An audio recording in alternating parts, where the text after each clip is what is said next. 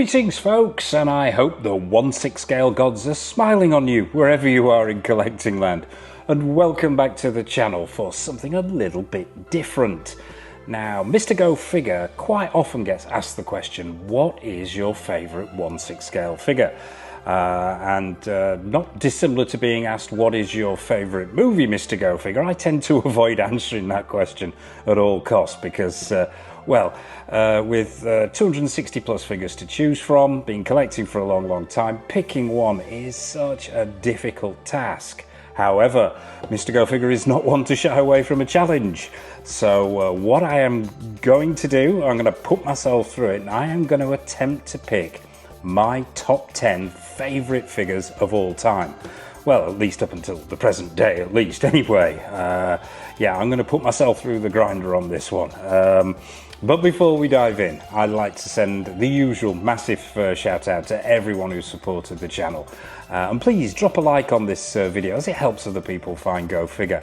And if you haven't already, be sure to mash that subscribe button and bell notification icon so you're not missing any of the 1/6 scale reviews, previews, news, tours, retro reviews, showcases, and all the other stuff that we've got coming up. It's worth mentioning as well at this point, actually, these may not be the most expensive figures, they may not be the best made figures, they may not have the best head sculpts or the best clothing, although some of them will have. These are the kind of figures that, how can I put this? They're the figures that I would rescue first in a fire. They're figures that mean something to me, maybe whether it's the source material or whether it's a personal thing, but they hold a special place in my heart. I was going to say no particular order, but they are sort of ranked 1 to 10. Because there are some that are higher up than the others. But yeah, without further ado, let's dive in and find out what's at number 10. Okay folks, so coming in at number 10, it is the Hot Toys Power Loader and Ripley from Aliens. Now this thing was originally released way back in 2007. Yes folks, this piece is 18 years old. Hard to believe, I know, looking at it, but yeah, weighing in at 18 years old. And worth mentioning at this point as well, all the figures that you'll see here in my personal favourites have been featured on the channel for review. So if you're wanting to see them in more depth, check out the homepage and you'll find them on there. So why is this in the top 10? Well, number one, it has aged so well. But the eagle-eyed amongst you will notice that the figure in here is isn't unfortunately the Hot Toys figure that came with this particular piece. Now that hasn't aged quite as well, shall we say. And if you are listening to Hot Toys, what we need is a Ripley from Aliens, a 2.0. I think that 2007 version is the only one they've actually done. So what we've got in the Power Loader here is the present toys, their recent take on Ripley. Yes, the scale is slightly off, but I will live with that because I think it overall is just a far better representation of Sigourney Weaver as Ellen Ripley. So it's not really the figure here that I would rescue in a fire. It is this amazing Power Loader. Now, as I mentioned, 18 years old. Now, for something that age, I think this has stood the test of time incredibly well. Such an iconic piece of kit, this, from James Cameron's Aliens. I think it's just gone into pop culture history, this thing. And I think, as I say, still holds up today. Superb, absolutely amazing looking take on the Power Loader. Let's just have a quick look at some of the detailing on here. Now the paint applications, yes, they could have been better. You've got to remember the age of this thing. They're not entirely 100% screen accurate, as we would probably see today. However, this thing, for its age, is an incredible piece, from its articulated legs with those pistons there, these functioning pistons, to the detailing on the side and the back, with all the weathering on there, with the decals and everything else. And just to give you a hint of the pipe work around the back there, phenomenal level of screen accuracy for the time. Functioning pistons, functioning lights, Just an amazing piece of work considering its age. And it still has an amazing presence in the collection. I would love to see a 2.0 version of this. I know we're getting a 2.0 version of Hot Toys' take on Ripley from Alien, but we really do need a figure to go with this, and maybe even a 2.0 version of the power loader itself. Up top there, you've got a functioning revolving light. Unfortunately, this one hasn't stood the test of time very well, although it still lights up, it doesn't revolve. You've got LEDs on the inside of the on the inside of the framework there, if the camera's catching that. And overall, this thing is incredibly imposing and so iconic that it just had to go into my top 10 at number 10. So there you have it, folks. We've kicked the whole thing off with a Hot Toys piece. I'm sure it won't be the last in this top 10. So let's move swiftly on to number 9. Okay, folks, so coming in at number 9, it's Geoffrey Holder, aka Baron Samedi, from the 1973 Roger Moore Bond movie Live and Let Die. Now, regulars to the channel will know my love of all things Bond, and this is an absolutely amazing figure in my opinion. Probably one of my, well, if not, well, it is. Come on, let's face it. It is my favourite Bond figure, and ironically, it isn't Bond in the collection. Now, this one's produced by Big Chief Studios. Now, Big Chief Studios had the license for Bond for quite some time, prior to them going belly up about 2 years or so ago now. And then obviously the license hung around for a while, and now it's passed on to Hot Toys when Amazon snapped up the license to Bond himself. But in their time, before they disappeared on us, I think Big Chief Studios gave us some amazing figures. Yes, there was some inconsistency in there. Yes, you could argue over the pricing based on the quality. And yeah, perhaps how the company it was run, the way it was run was not the best in the world, which did eventually, as I say, see it going bankrupt. But out of all the Bond figures they gave us at the time, I think this is their best. Now, I will always be a confirmed Sean Connery fan. Roger Moore is always number 2 on my list of Bonds, unfortunately. However, out of the Bond films that Moore did, Live and Let Die and The Man with the Golden Gun, in my opinion, are the best. And this is a stunning figure. I absolutely love this figure, and it most certainly would get rescued in a fire. Let's have a quick look round him. Regulars to the channel will know this isn't the base. This isn't the Big Chief Studios base that this figure comes with. That's the normal sort of oval light up thing that they have. This is the Hot Toys Battle Damage Thanos base. And I have a number of these bases because they just about suit everything. They can be used with just about every figure, and incredibly versatile, and work really, really well with Baron Samedi here. Yeah, so quick look around the figure. The thing that strikes me most about this figure is the skin tones and the texturing here are so incredibly well done. And the likeness as well. It's a strange figure in the way it's composed. Apart from that tailcoat, it's pretty much exposed flesh all over. But yeah, skin tones are really, really well done. Minor gripe there on the knee is there is a little bit of visible glue, which I've never got around to scraping off because I don't want to damage the paint applications. But yeah, the proportions absolutely nailed on. Mr. Holder was a tall guy, and they've captured that beautifully. The outfit itself, this beautiful sort of high gloss man-made fibre, screen accuracies there, the red lining on the inside of that coat there. It's wired as well if you're wanting to pose it in something a little bit more dynamic, but I think this pose works for me. Accessories are great. You've got the flute there, you've got the hat, you've got the snake, you've got the cane, you've got the top hat, and the really, really nicely sculpted crucifix that he wears around his neck. It's that head sculpt. Now, that head sculpt, there's a couple of head sculpts with this particular figure. This is my favourite. I think Big Chief Studios knocked it out of the park with the likeness here. They really, really did. That mouth with the beautifully pearly teeth there, the half face makeup there, the white section, the bowler hat, which is in sculpted plastic. If I could level any criticism at this head sculpt, I would say those eyes could be ever so slightly better. A little bit on the matte side. I'm not sure if the light's catching this here. They could be ever so slightly better, but overall, I think this is a superb piece. I absolutely love it. It's the standout in my Bond collection.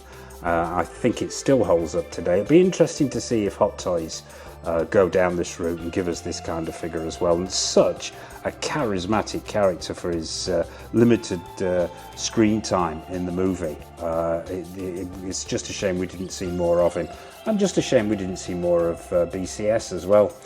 So there you have it, folks. At number 9, it's Big Chief Studios' take on Baron Samedi from Live and Let Die. So let's zip on and find out what's at number 8. So coming in at number 8 of Mr. Go Figure's personal favourite 1/6 scale figures, it's a Pred. There was always going to be a Predator in this lineup. It was just a question of which one it was going to be. And I've got to say, pretty much no contest actually.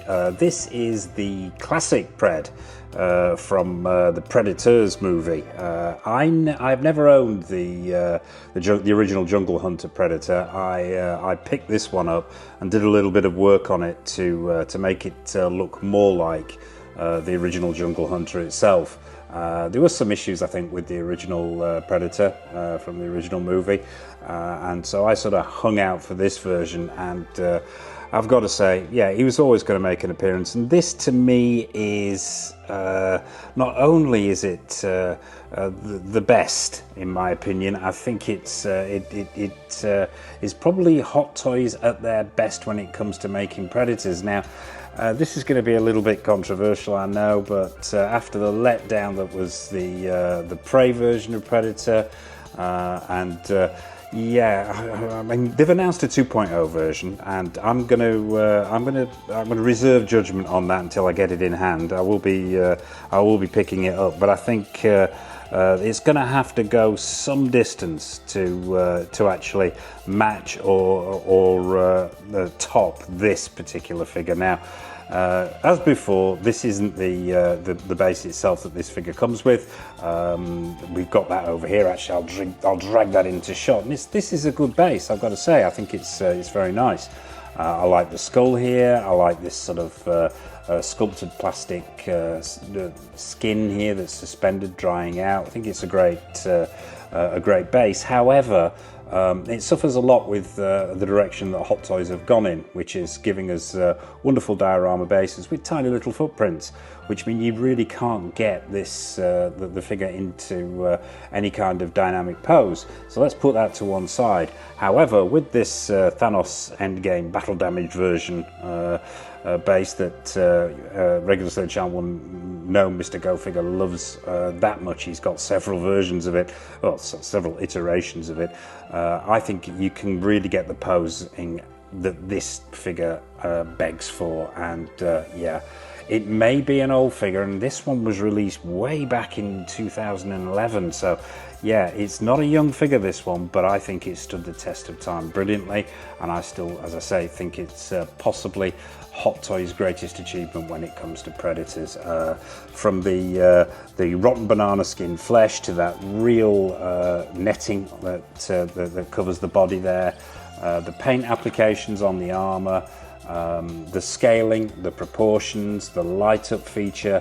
I like to display this with the mask on, but you can display it with mask off, and you've got a whole swap out mandible section going on there, so you can have him mouth open, mouth closed. Really, it's entirely up to you. Things I've added here, where you've got the ties on the elbows and the knees to give it that more Jungle Hunter look. I did a little bit of touching up of the paint applications for the ring sections in the dreadlocks there, because they got a little bit dull over time. But overall, from the scaling of the plasma caster and the paint applications on there, the proportions of the body, the armor itself, as I say, I don't think Hot Toys are better this, even down to giving us a real material loincloth here. whereas on the new Prey version, the Feral Predator version, it was sculpted plastic, and the whole thing comes off as a little bit of an overgrown NECA figure, unfortunately. This to me is Hot Toys at the height of their powers, showing real passion for what they're doing, and giving an iconic character the real love and attention to detail that it deserves. From those huge feet with the great paint applications on there, to the subtle features like the flip open display on the arm, which is absolutely great. The metal. The metal blades in the gauntlet. It's not only is it the overall impact of this figures, but it's the little touches that showed that Hot Toys were really caring about what they did. Oh, I also added that bone necklace there with the trophies. The trophy necklace has been added as well. But yeah, in my opinion, and don't shoot the messenger, this is just an opinion, I don't think Hot Toys have bettered this Predator yet. It'll be interesting to see what happens with that 2.0 version, as I mentioned, but I think this is a phenomenal piece, an absolute must to rescue in a fire, and most certainly my favourite Predator piece in the collection. So that's number 8. Let's find out what's at number 7. Okay folks, on to number 7, and it's at this point that Mr. Go Figure has realised just what a ridiculously difficult task he has set himself, trying to pick 10 out of all these figures. It's the first appearance by Caustic Plastic, but to be honest with you, this could be any one of Caustic Plastic's figures. It could be Christopher Lee, could be Peter Cushing, it most certainly could be Nosferatu.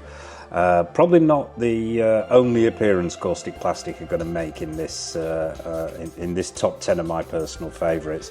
Regulars to the channel will know my love affair with Caustic Plastic. They are making the kind of figures I want in my collection. Their Universal Monsters line, the Maestro line that they just recently announced with the Crow, and with the Reanimator figures and Conan. We're getting Frankenstein coming up, and yeah, they are just knocking it out of the park. Well, it's not going out of the park, it's going into a different state with the power they are hitting their balls with. It's phenomenal. So yeah, picking a figure from, I mean, I could do a top 10 just of Caustic Plastic figures, to be honest with you. There is a best of Caustic Plastic on the channel if you want to check it out. I went with Bela Lugosi for number 7, but like I said, it could have been one of many. I think this is it's as close to perfection as you're going to see in 1/6 scale. That's how much regard I have for Caustic Plastic.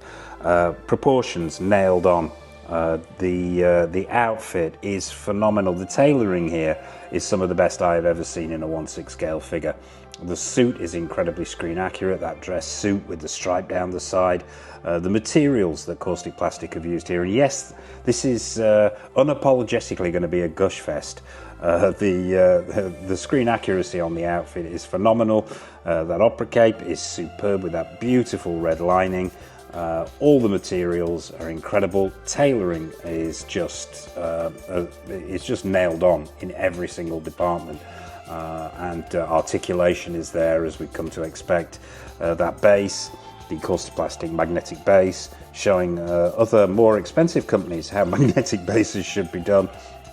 And the crowning glory here is this head sculpt, this Bela Lugosi head sculpt.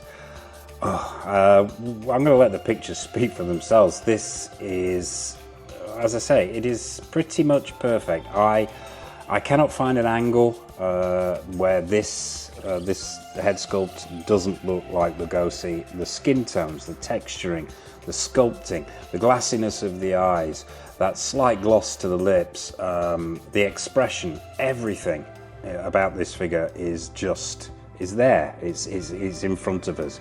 You can't, well, I can't argue that this is an absolute classic. As I say, very, very difficult to pick between this and the Nosferatu figure. I love the Lee and the Cushing.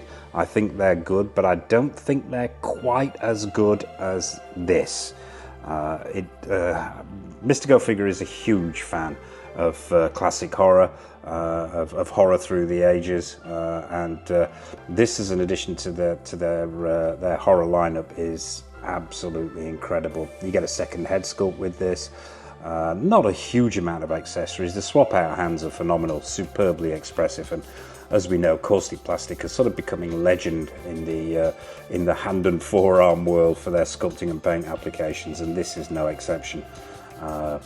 Just overall, it is a superb piece. When I first got this figure, I actually did some black and white photography of it, and I've mentioned this before in previous videos, and I put them up on social media, and I had a number of comments from people saying that had I got my hands on some stills from scenes that weren't used in the film, because they were convinced that this was actually Bela Lugosi as he appears in the movie. It's just a phenomenal piece of work. If you are a fan of horror movies, it's a must-have.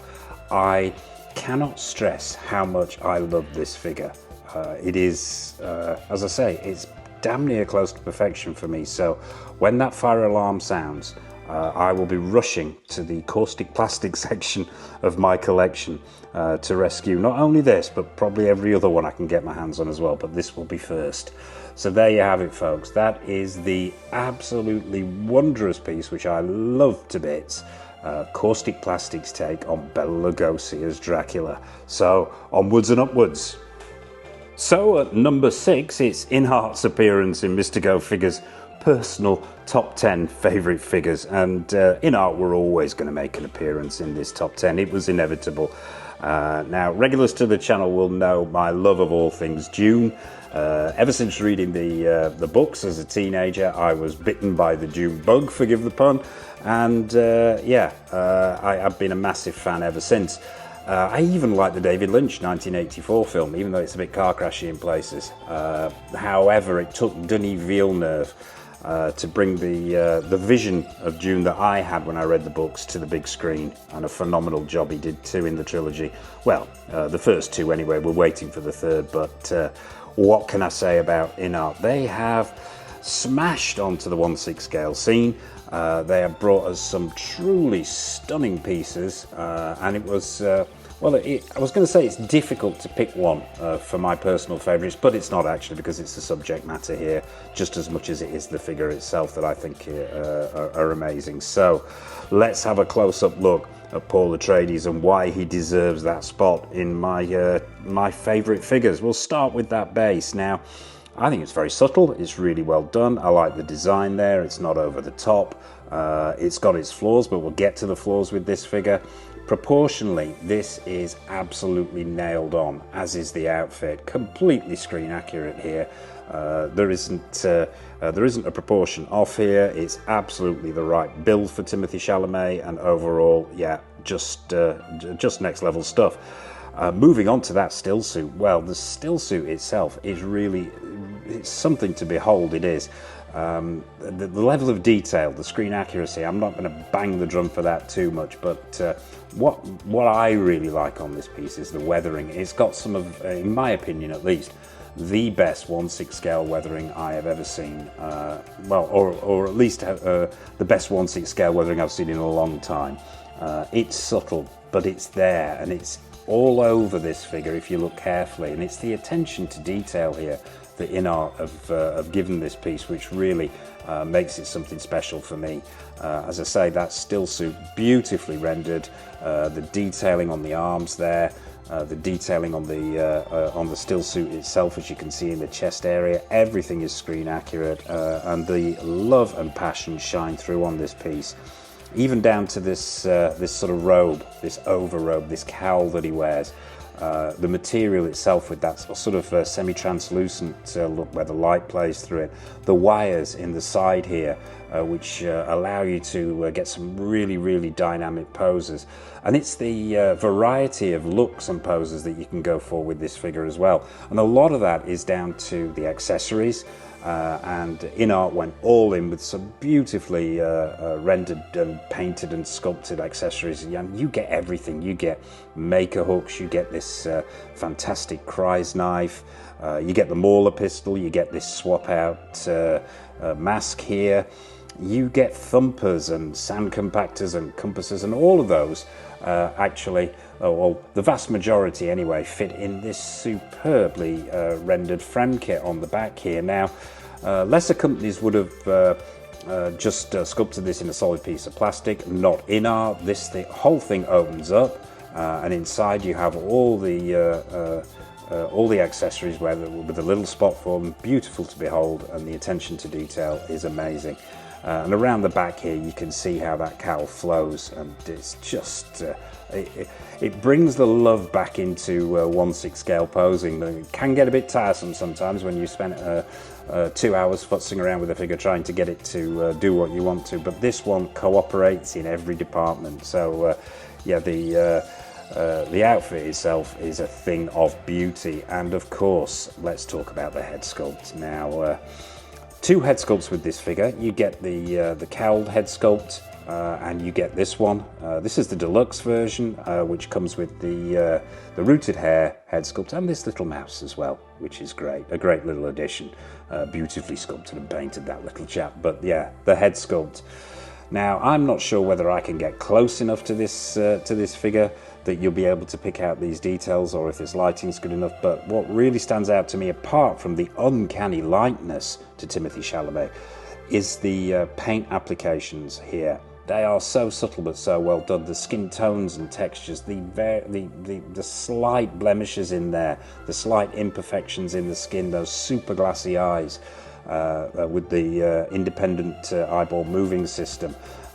Just phenomenal, absolutely phenomenal. And as I say, you can pose this figure to your heart's content. It is super articulation on this figure, and just as I say, a thing of beauty. The minor downsides that I mentioned, there are a few little niggles with this, but really they are minor. That base, InArt's magnetic bases, I don't get on with. The access system is damn near impossible to open. When you do get it open, the magnets inside are too small, so getting dynamic poses out of it can be a real pain, and you risk it toppling over. The swap out head sculpt, you need to take at least 2 or 3 days off work to be able to swap out the head sculpt. It takes that long, and it's such a ball ache. It's worth doing, but yeah, it can be a little time consuming and a little infuriating. And as with a lot of rooted hair figures, getting access to the moving eyeball system can be a nightmare without damaging that hair. And let's just give a special shout out to that hair. That is phenomenal rooted hair here from InArt. The colour, the style, the way it's the product's been used in there, the fall of the hair, all of it super convincing. And this is one of those rare figures in the 1/6 scale world that is incredibly photogenic and looks like it could literally get up and walk away on its own, and that's why I love it so much. So there you have it, folks. That's the number 6. That's Paul Atreides from InArt. Let's find out what's at number 5. So 1/6 scale figure collectors, prepare yourselves for a trip down memory lane, because at number 5 we have a blast from the past. Yes, it's a blitz from the past. It's Blitzway's take on Al Pacino as Carlito Briganti from the Brian De Palma 1993, I think it is, directed movie, Carlito's Way. And as regulars to the channel will know, I am a huge Al Pacino fan, have an entire section within the collection solely devoted to Mr. Pacino. So why is this figure in my favourites? Well, it's an old one. Yeah, we'll get that out of the way straight away. I think this thing's coming in at 12 years old. Yeah, I believe it's 12 years old. And it's not without its flaws, and we'll talk about those, but I still absolutely love this figure. Now, having Al Pacino figures from a wide variety of different manufacturers, I still think this holds up as one of the best, if not the best, take on Mr. Pacino in 1/6 scale.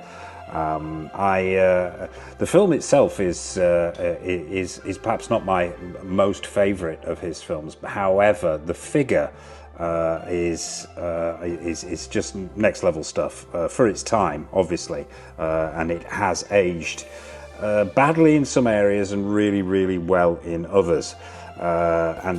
Still, I think, is one, as I say, one of the best renditions of Mr. Pacino. But let's have a quick look. What you get is this really, really odd bass, and we'll talk about the faults as we go on. I really like this bass, and the figure itself, the whole figure itself is one of those figures that got Mr. Go Figure into 1/6 scale collecting. As a fledgling collector, I saw this and I knew I had to own it. It took a while to bag it in the wild, but I finally did it, and I have not regretted it, even though it does have faults since then. But the base is one of those faults. I really like it in concept, that Carlito's way. In silver, which is sort of aging a little bit across the front there. And the eagle-eyed amongst you will notice that there's a piece of cardboard here on the top of this thing. Now, it's the nature of the plastic that Blitzway used on this figure that the whole thing just leaks. It leaks oil, it's sticky to the touch, it's nasty. The whole top section has almost liquefied over the years. Really, really bad choice of materials. Nice design, but bad choice of materials. And then you get that ridiculous sort of crotch-grabbing thing, that V-shaped thing that goes on at the back, which just is a ball ache as well, which doesn't work particularly well. So yeah, the concept of the base and the look of that nameplate I really like, but the rest of it is a bit car crashy. But the figure itself, for its time, is absolutely incredible in my opinion. The proportions, the scale, absolutely nailed on. The screen accuracy is there in spades with that suit that he's got on, and once again I am going to bang the drum about 6 scale suits being one of the hardest things you'll ever, and a bit of fluff's got on there, you'll ever have to do in the 1/6 scale world. But considering they were doing this 12 years ago, I think Blitzway have nailed it on. The colours are screen accurate, that vest there, that waistcoat with that deep blue. The collared shirt in grey with the tie, beautifully proportioned, beautifully cut. That gold chain around his neck, which has over the years become a little bit dull. I do need to repaint that, but yeah, it's the suit-wise, it is exemplary. The shoes with the Cuban stacked heels, absolutely on point, really, really well done. Let's talk about the coat, his trademark coat. Now, obviously, this 12-year-old figure, and this back in the day they weren't using leather, and this is pleather. However, considering its age, and I'll spin him around here so you can see around the back, this is actually stood up pretty well, considering. It is going in certain areas. I do regularly treat it with Aerospace 303, and that has helped. It will eventually fall apart, as we all know, pleather does. But it's doing pretty well considering it's 12 years old. There are issues with flaking around the edges of the cuffs there, but it's not massive. And also the dyes that they used in this pleather coat have leaked out a little bit onto the wrist area there. I don't know whether the camera's catching it, so you've got some dark marks on the wrists. The hands are very well sculpted for their time. We've got to remember that paint applications and sculpting have come on in leaps and bounds, so they can be forgiven for that. It's just, this holds a special place in my heart. One, because it's Mr. Pacino, and two, the source material. Obviously, I love the film, but it's the head sculpt. I think was way ahead of its time. Let's get close in on this head sculpt so we can see. I'm going to try and take these glasses off, which is not the easiest thing in the world, I can tell you, because they use that. You can probably see here. They use that sort of clip behind the ear thing. With the tiny little holes, and yeah, it's not the easiest thing in the world, but we'll take a look at this head sculpt, and this really is the icing on the cake for me. And I would say this is the best Pacino head sculpt in 1/6 scale, outside of maybe some Scarface figures. I think this is phenomenal for its time to get a sculpt this good and this screen accurate. And there isn't an angle here where this isn't Al Pacino. The hair, beautifully done. Yes, it would probably be painted and sculpted slightly better with individual strands today, but for its age, that beard, the paint applications, the glassiness of the eyes, the intenseness of that stare captured beautifully. Let's flip him around here so you can see him from a different angle. We'll see the profile there. I think for a 12-year-old head sculpt, this still stands up today. Yes, it would be done slightly better, but that's not the point for me. I think this is a thing of beauty, and for its age, absolutely amazing piece. And yeah, accessories. You get his gun. You get all manner of there's bottles and other stuff that goes with this figure, but it's the figure itself that makes it for me. I still think it's incredibly imposing, incredibly impressive. And one of, if not the best Al Pacino in 1/6 scale in my collection. So that's why, if fire broke out, he'd be the first Pacino I grabbed. So there you have it, folks. That's number 5. That's Al Pacino. Let's see what's at number 4. Okay, folks. So coming in at number 4, it is Art Figure's take on Karl Urban as Judge Dredd, from the 2012 movie Dredd, the best film never to get a sequel, and most definitely the best Judge Dredd film ever made, in my opinion. Now, why has this got to number 4? Well, that's an interesting question, because the figure itself, straight out of the box, is mediocre at best. Maybe good on a good day, but why this has made number 4, apart from the fact that Mr. Go Figure loves the movie, is the amount of work that's gone into making what, as I said, is a mediocre figure into something that you're seeing here today. Yeah, a lot of work gone in here. The original figure had issues that needed correcting. So we'll cover the correction rather than trying to cover what Art Figures originally gave us. I'll let you know what work has been done here to create what you see in front of us. Now, straight away, the original figure was unweathered, and well, it was literally no weathering on it at all. So all the weathering here had to be added to this suit. It's a good suit. The body itself, proportionally, is absolutely on point. The suit itself, although it's got some pleather in there, which needed treating, on the whole, it's well made, it's screen accurate, but it lacked that dirty look, that weathering. So literally everything you see here, from the boots to the knee pads, the thigh sections there, the belt, the chest plate, the badge, everything has been weathered to give it that more screen accurate look. Then there's the hands. Now these hands are not the original hands. The hands that came with the original figure had these sort of pleather extended gloves on them. They were an utter nightmare to work with. They looked oversized.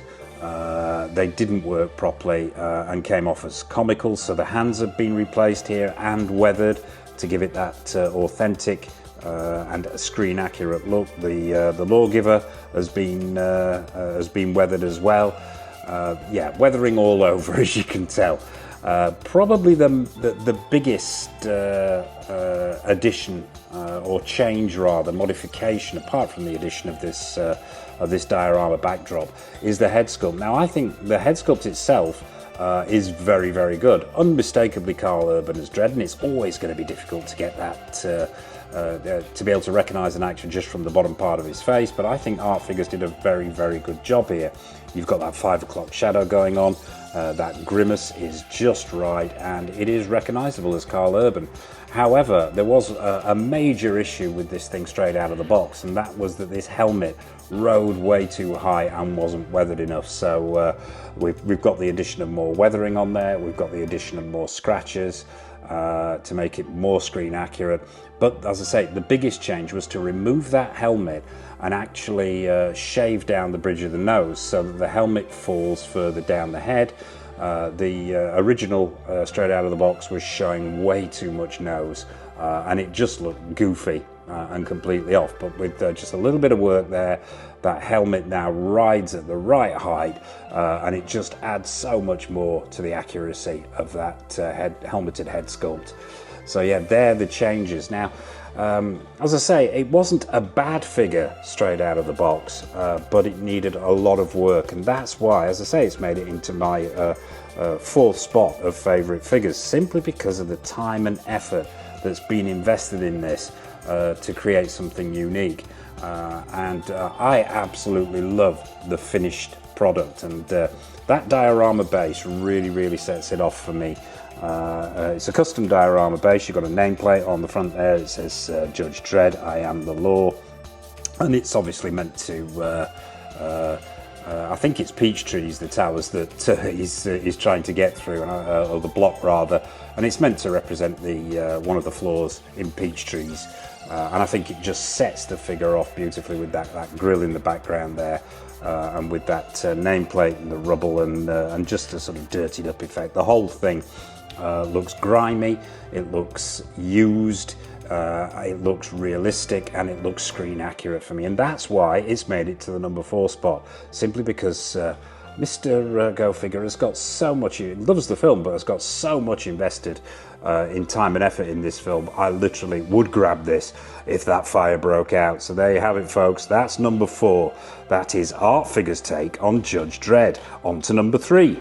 So we continue the gangster theme on into number 3 in the top 10 favourite figures, and it's at this point Mr. Go Figure really starts to pull his hair out, because and realise just what an impossible task I have set myself, picking just 10 out of my entire collection. I could do a top 50, I could do a top 30, I could do several more top 10s, and I would still have more figures to go at. It is, there isn't one figure in the collection which I don't have a passion for, but I had to pick 10, so this is number 3, and it is Damtoys' take on Marlon Brando from the Francis Ford Coppola classic. Possibly the greatest gangster movie ever made, The Godfather, from way back there in, I think it was 72? Was it 72? Yes, indeed, it was 1972. God, I'm old. Now, it was a difficult decision, this one, for obvious reasons, simply because of the sheer quantity of figures that I love in the collection, but it was also difficult as well because I have Damtoys' Tux version of Marlon Brando. Now, that's probably the most iconic look, and probably the one that everybody recognises, but for some reason I am oddly drawn to this take on Marlon Brando. Now, this look doesn't really figure in the film that significantly, although the scene is pivotal where he's shot in the street. Yeah, but there is something just about this particular take on Brando by Damtoys which I think is just, it's mesmerizing to me, and I absolutely love it. But why do I love it? Let's find out. Well, we'll start at the bottom as we always do. You get this interchangeable base. Now, this base was thought through very well indeed, because there are 2 looks for this particular figure. You can go for the street scene where he's carrying the oranges, the symbol of death in all of Francis Ford Coppola's Godfather films. Or you can go for the scene towards the end of the movie where he passes away in the orange grove. And to achieve that, you've got a removable section here at the top. Now, this whole piece comes off, and what you've got underneath here is artificial grass. And as part of the accessories, you get the wicker chair, the wicker table, a plate for the oranges, and a bottle and a glass, and you can actually replicate that scene as well. So really, you've almost got 2 figures in one here. From 2 separate portions of the movie, but I've gone for this more iconic look simply because of the tailoring on this piece is something quite extraordinary. But yeah, starting with that base, yeah, as I mentioned, there's that dual functionality. The sculpting on there is really nice. You get that nameplate on the front, and as part of the accessories, as you get with both of these figures, you get the eponymous cat. And that's really nicely done as well, very well painted and sculpted. The proportions on this are absolutely nailed on by Damtoys. If I pull back here, you can just see they've captured the build, the stature, the height of Brando in that bodysuit that he wore in the film perfectly, absolutely perfectly. And as I said, though, the real standout thing for me on this piece, apart from the superb head sculpt, is the tailoring. Now, I'm a broken record as far as 6 scale tailoring goes. It has to be done right. It brings out my OCD when it isn't, and there isn't an area here where Damtoys haven't nailed the tailoring on, from the choice of materials in this beautiful overcoat, which has a wool feel to it, which is lined, which is wired, so you can pose it dynamically. The suit underneath, that subtle pinstripe in the suit there with the shades of grey. The quality of the 6-scale material is exemplary. The stitch work is phenomenal. Hidden behind that that paper bag is a beautifully tailored off-white shirt, collared shirt, with a tie which is screen accurate. And it's worthy of mention of the other accessories as well here. You do get this bag with a couple of oranges, so you can replicate that scene. You get the newspaper as well that he's carrying. And as I mentioned before, you get all the accessories to recreate the orange grows scene at the end of the movie. We'll just spin him around a little bit here so you can see this. And it's the build here that they've caught perfectly at Brando. And moving up to that head sculpt. Now, there are swap out head sculpts here, so you can go for different looks. I prefer this particular head sculpt. And I think for as far as Brando goes anyway, in 1/6 scale, and there aren't that many official figures out there. There's a lot of third-party stuff, but as far as official 6-scale figures go, I think this is the best Brando head sculpt, bar none. From the paint applications and sculpt, the skin texturing on there to give him that sense of age, the glassiness of the eyes, the jawline there, which was pronounced in the film because of the cotton wool that he shoved into his jowls to give him that distinctive look. The moustache, beautifully painted. The eyes, incredibly glassy, and there isn't an angle here, to me, where this is not Brando as Don Vito Corleone.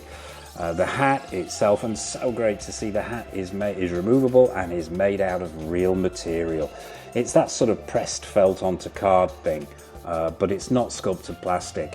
And it just adds that next level of realism to the film, with a real bow around the brim there. The colour is right, the screen accuracy is right, the fact that the material has been used there is just great. And that head sculpt, what can I say about that head sculpt? I am trying to find here, by moving this camera around an angle where this doesn't appear like Brando, and that's damn near impossible. Well, it is impossible. From that distinctive profile to that straight-on look, they have captured him amazingly well here, Damtoys. And it's been around a while, this figure. It's not a brand new figure, but it still stands up today. I think it is a stunning piece of work, an amazing testament to Damtoys, and a fitting tribute to the classic gangster movie of all time, The Godfather. So that's number 3, folks. It's on to the top 2. Okay, folks, so it's time for the number 2 slot, and possibly one of the hardest decisions Mr. Go Figure has ever faced in his entire life. Now, regulars to the channel will know I am a huge Batman fan. Batman throughout the ages, in all his iterations. He makes up one of the largest portions of my collection, and probably the most figured character in the collection. However, it isn't Batman that we've gone for. It wouldn't have been right for me to do a top 10 without doing a Batman figure. And therein lies the rub. I had to pick one. Now, every company on the face of the planet, I think, at some point has had a go at a Joker figure or a Batman figure. I've got Batman figures in my collection from Hot Toys, from InArt, from Mars Toys. I know a raft of third-party companies have had a go at the '89 Jack Nicholson Joker. There's more figures out there of Big Jack than I care to remember. But what it came down to for me was 2 figures. It was either this one or the '89 Mime Joker, Jack Nicholson Mime Joker. But I went with the classic that is the DX08. The often imitated, but in my opinion, never bettered '89 Joker. So let's have a quick look around now.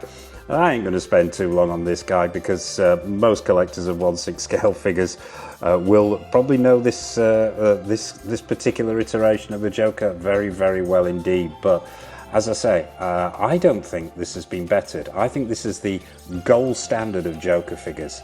and I don't think he ever will be knocked off his perch. But let's have a quick look around him. Once again, I'm going to bang on about tailoring. Screen accuracy goes without saying here, and really, this is no offense intended to Hot Toys, but to me this was back in the day when Hot Toys showed a little bit more, shall I say, love and care and passion for what they were doing, and it's all reflected in the DX08. It's just simply a superb piece of work. Tailoring on point, screen accuracy there, proportions nailed on. This coat, beautiful. The materials used are all excellent and screen accurate, from the high gloss material they've used on that orange shirt to the green material with the polka dots in the cravat. The accessories with this particular piece are absolutely incredible. You get his megaphone, you get his acid spitting posy, you get walkie-talkies, you get chattering teeth, you get a raft of stuff. So the poses are really only limited by your own imagination. As I say, proportions nailed on, although this was back in the day when 1/6 scale figures from Hot Toys were ever so slightly smaller than they are today. But I'm not complaining. I think this is a superb piece. Let's talk about that head sculpt. Fair to say, I think this is, as I said before, it's the benchmark, it's the gold standard. It introduced, I think it introduced, we may have seen it before, but you've got the eyeball moving system, the purse system that Hot Toys introduced. And I think this is one of the first figures where we saw it, and it works perfectly with this figure. It adds so much character.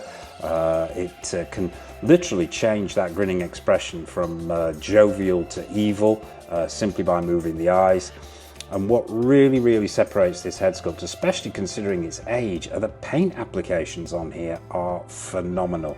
The shading in those whites on the face there, the sculpt is impeccable. The mouth area is simply superb with those slightly yellow teeth with that high gloss paint finish. The eyes, super glassy, and as we mentioned, they're on that movable system. The hat, we mentioned this with the Damtoys hat. I so long for the days when hats were made out of this sort of compressed material and then covered with fabric, and not just the throwaway plastic hats that we see today. And to see that ribbon around there in real material is great as well. Yeah, I could gush about this particular figure for hours, and it quite deservedly has taken its place in the pantheon of classic Grail 1/6 scale figures. Often imitated but never bettered, as I said before. It is just simply the best, to quote the song, and I absolutely love it. And it gets the Mrs. Go figure seal of approval. This is her favourite 1/6 scale figure of all time. And no doubt if that unfortunate fire did break out, I wouldn't have to worry about rescuing this piece, because Mrs. Go figure would already have it tucked under her arm as she headed off into the sunset and safety. So there you have it, folks. At number 2, it is the classic DX08 from Hot Toys. But what's going to be at number 1? Well, I think we better jump in and find out. Number 1 slot, and the number 1 slot's going to be shared between two figures, and these two figures, this is probably the most personal choice out of the entire top 10. Although they've all been personal choices, these are probably the most reflective of me and my 1/6 scale collecting. They're not Hot Toys, they're not InArt, they're not any other major company. These are two custom figures from probably one of Mr. Go Figure's favourite horror films of all time. Yes, it's the George A. Romero directed sequel, Day of the Dead from 1985. The genre-defining movie, the man who literally single-handedly created virtually the zombie trend that we see so prolific today in cinema and on TV. As I say, these are a personal choice. These aren't mainstream figures, these are custom pieces. They've been put together not by myself, but by some very talented individuals. The head sculpts here of Bub the Zombie, played by Sherman Howard, and Beef Treats the Zombie, played by, I believe, Mark Tierno in the film. Well, the head sculpts were painted professionally and sculpted professionally, but the outfits themselves were put together by two very, very talented collectors. There's a little bit of screen inaccuracy in the Beef Treat zombie jacket, because just finding that particular jacket without having it custom made would have been damn near impossible. And I think this jacket actually comes from a Snatch figure, a Brad Pitt Snatch figure, but I'm prepared to take that little discrepancy on the chin, because they represent something very, very special to me. A film that is incredibly personal and means an awful lot to me. And just these pair of figures are something very, very special in my collection. Absolutely, the two figures I would run to if a fire broke out, and not because of their expense and not because they are technically the best, but because they mean so much. So let's have a quick look round Bub first. And what an iconic character Bub was. The star of the film, essentially. And this is just done really, really well. Proportions are on point. That outfit, from the jeans and the leather jacket that are dirtied and weathered and covered in blood. The scrappy edges around the bottom of the shirt there, the pallor of the skin, although it did change in the film everywhere from a relatively normal hue to a light green to a blue. What the sculptor's done here is gone for that deep blue look, and I think the likeness is excellent here to Sherman Howard and to Bub. From those that decaying flesh look of the skin on the face, to the lines, to that slightly offset grimace with those rotten teeth underneath. The eyes are really nice and glassy, and overall I think it captures a likeness of Bub perfectly from any angle. I absolutely love this head sculpt, and I think the outfit that's been put together by the person who commissioned the head sculpt, well, I don't think it was commissioned, I think they were part of a limited run, but then they were painted individually. The chain down the front there, from where he's been chained to the wall, excellent, with the blood stains on there, from the weathered boots that he's wearing to the tailoring of the jeans, all really, really well done. And it just it does something for me, this figure, which I can't quite describe. I think it's capturing a moment in time for me when I first saw the film. And Beef Treats as well, he is absolutely excellent. That head sculpt on point with the wet look blood effect there. The eyes are really, really well done with those sort of shades of blue going on in the lips and underneath the eyes. That manic expression, those lumps on the top of the eye, on the eyebrow there. Hair really well done, movie accurate. The pallor, the deathly pallor, is caught very, very well indeed. And I'm loving the chain around the neck from where he's been chained to the wall as well. We've got weathering going on all over, on the jeans there, on the hands. And the hands are really, really well done on this piece. I think you've got that wet look blood effect paint going on. You've got blues and green hues in there. Yeah, just exceptional sculpt and paint work. His boots, very, very nicely done. Probably do a tad more weathering on there, but it's not a deal breaker for me. I think the scale, the proportions of both figures match each other really, really well. They pair up fantastically well, and as I say, they capture a moment from a film which I think is utterly iconic. Didn't do quite as well at the box office as Day of the Dead, but still one of Mr. Go Figure's most favourite of George A. Romero movies. We've even got the tin hat that gets knocked off with the implement that they use to corral the zombies with, and I've added a little Sony Walkman there from My American Psycho figure, so I can go for the Bub listening to classical music look if I want. And as I said there, these two particular figures hold a very, very special place in my heart. They really do, and I would bypass much more expensive, much more detailed, much more screen accurate figures just to get to these two if that fire ever did break out. So there you have it, folks. That's the number one slot taken by Bub and Beef Treats. I hope you've enjoyed this video. I hope you've enjoyed it as much as I have found it excruciating trying to pick. What are your favourite figures in my collection? Take a look at the tour video. I'll stick a link to that at the end of this video. Are there any in there that are your favourites? Please let me know in the comment section below. What are your top 10 figures of all time in your collection? Be fascinated to hear that as well. So please, yeah, drop a comment in the comment section below, and I'd be fascinated to hear your take on my choices. That'd be interesting as well. I'm sure I haven't pleased everybody, but this is about pleasing me. What have we got coming up on the channel? Well, we've got a raft of 1/6 scale figures coming up for review. The two big ones coming in the not too distant future are Acoustic Plastics 1/6 scale take on Lon Chaney as Phantom of the Opera. That's the deluxe edition. That'll be landing very, very soon. We have Mondo's take on John Narder, aka Rowdy Roddy Piper, from the Carpenter classic They Live. So that's the two that are coming up soon, but we've also got a boatload of other figures coming in. We've got retro reviews, we've got showcases, we've got more episodes of Grail or Fail. We've got a new tour video coming up, which no doubt will feature all the figures that you've seen in this video today.